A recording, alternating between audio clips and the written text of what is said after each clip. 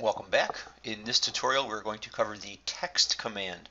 There are options under text for text and geometry text. We're going to start with text. So what we're going to do first is we're going to draw a rectangle, and let's make this, I don't know, 6 by 4. And we're going to finish sketch and extrude that,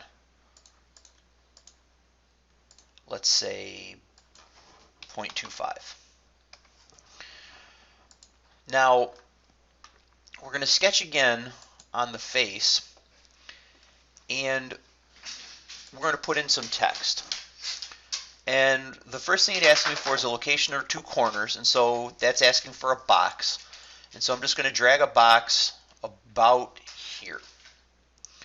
Now I get the format text dialog box come up. In here you can control all kinds of different things. Text in Inventor is kind of rare unless you want to use it for the basis for an extrusion. And so that's what we're going to do. My LZ students, a lot of times we'll use Inventor to create text that we're going to use for the laser, because it's easier with our laser to do it in Inventor than it is to do it in AutoCAD, because we need hollow geometry, and in AutoCAD text is filled in with coloring. You can explode that text. It leads to all kinds of problems. So a lot of times we'll just make our text in Inventor. So let's say that we were going to come up with some directions or a list of notes. So first thing we're going to do is I'm going to turn cap lock on, and I'm going to type in notes. And then we're going to say put in a numbered system. So we'll say 1. Check that the laser is on. Let's just assume that we're going to make some kind of a list of directions for using the laser. 2, check that filter is on. And 3, check that the chiller is on. And we're going to go ahead and we're going to hit OK. And we're just going to kind of see what this is going to look like on our plaque. Now I can add dimensions to locate. So let's say we want to go 3/8, and we'll go from here 3/8. We'll actually pick this first dimension, and that will set this to be equal to that. And we can do the same thing here and here. Now I want to make this text bigger. I want it to fill in a little more. So we're going to go ahead and we're going to pick our notes, and let's call this laser checklist. And I want this to be centered, so we're going to pick center, justification, and then we're going to notice that we can't only have part of it justified, so there are some limitations. So let's go ahead and leave this, and we're going to select this text, and we're going to bold and underline it. Now you can also use Control U, Control B, and Control I, and those are the same keyboard shortcuts as in Word, for those of you that use those functions in Word. So let's make this text 3/8 of an inch tall, and let's make the rest of our text, let's go 0.2, and we're going to go ahead and we're going to hit OK. And that looks pretty good. So now when we finish sketch, we can extrude this text as either a cut or a join. So if we're going to cut this in like we would with the laser, we could make this very, very small. Let's say 0.005. We'll go 5 thou. And we'll hit OK. And we'll see that indeed it is now cut down.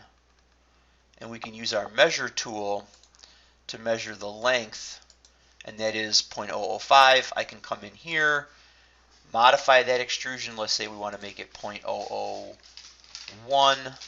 We'll hit OK, and now we notice that it's a lot shallower. Another neat thing that we can do that we'll cover later, but just so that you know you can do it, you can come in here, and let's say we wanted to have this be blue, and our extrusion will be, let's just say, white. And now that's what it would look like a little more closely if we were going to laser it out of, say, like a two-piece colored plastic. So we're going to go ahead and we're going to delete that sketch extrusion and everything, and we'll create a new sketch. And another neat thing that you can do is geometry text. So for this, actually, I'm going to go back into my extrusion 1, and I'm going to delete my rectangle, and I am going to draw a circle. And let's go ahead and make this a 6-inch diameter circle.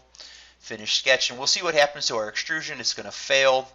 So no big deal. I kind of figured it would. I'm going to double click extrusion 1, pick my circle, hit OK, and then everything's back to good to go. Edit sketch 3, and I'm going to change my appearance, which I have added to my quick access toolbar.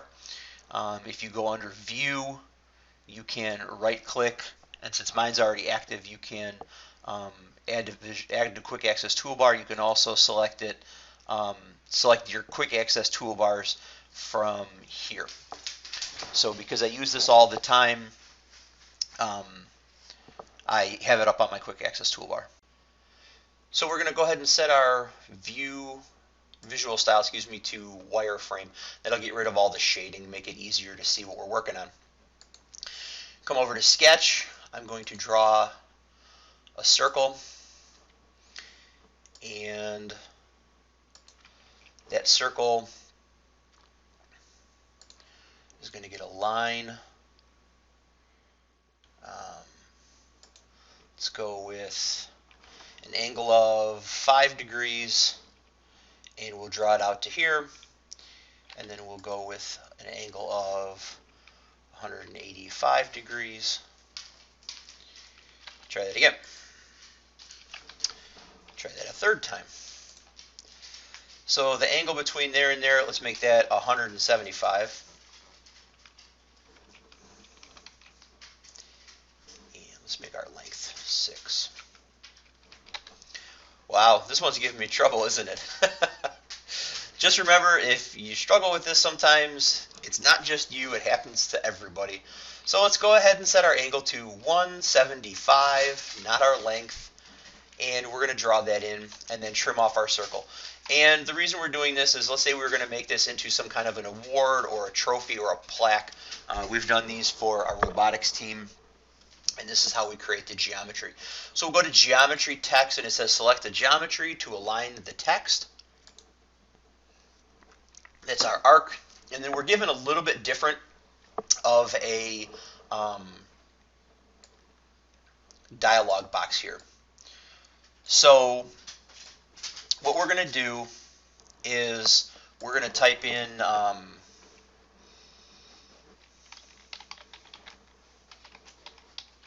say inventor skills, and what we're going to do is we are going to update that text.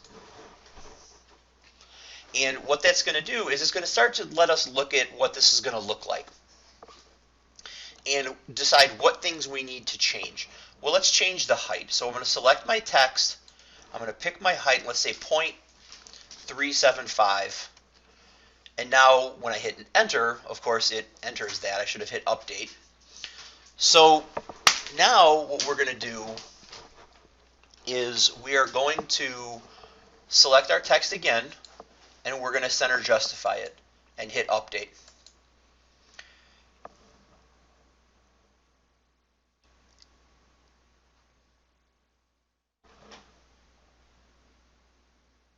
Now that center justified from the point of origin of the arc.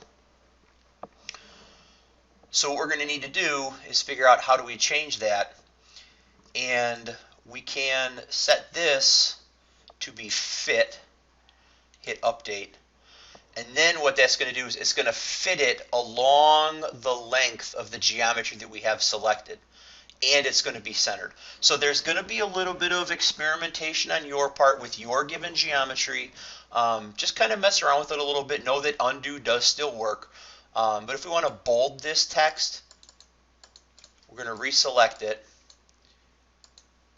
and then update. And then if we think it looks a little short, that's okay. We can come back in.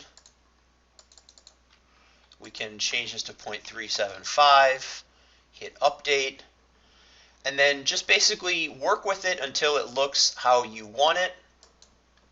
Hit OK. I'm happy with this. Then we're going to go ahead and extrude that, as we said before, a cut with the value of 0.001.